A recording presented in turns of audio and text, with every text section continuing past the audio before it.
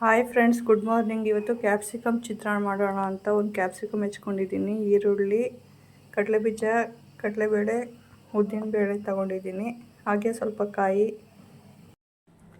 ಮಸಾಲೆ ರುಬ್ಕೊಳ್ಳೋಕ್ಕೆ ನಾನಿಲ್ಲಿ ಒಂದು 4 ಮೆಣಸಿನ್ಕಾಯಿ, ಕರಿಬೇವು, ಶುಂಠಿ, ಕೊತ್ತಂಬರಿ ಸೊಪ್ಪು ತಗೊಂಡಿದ್ದೀನಿ. ಕಾಯಿ ಕೂಡ ಜಾರಿಗೆ ಹಾಕ್ಕೊಂಡಿದ್ದೆ. ಫಸ್ಟೇ ಮಸಾಲೆನೂ ರೆಡಿ ಮಾಡಿಕೊಂಡೆ.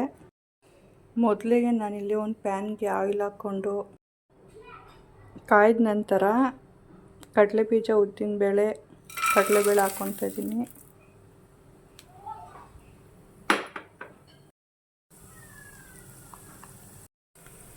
ಈರುಳ್ಳಿನ ಆ್ಯಡ್ ಮಾಡ್ಕೊತಿದ್ದೀನಿ.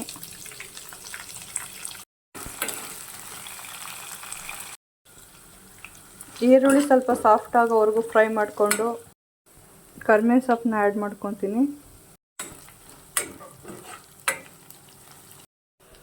ಕ್ಯಾಪ್ಸಿಕಮ್ ಕೂಡ ಹಾಕ್ಕೊತಿದ್ದೀನಿ.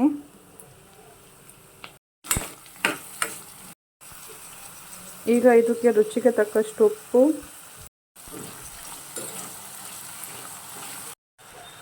ಅರಿಶಿನ,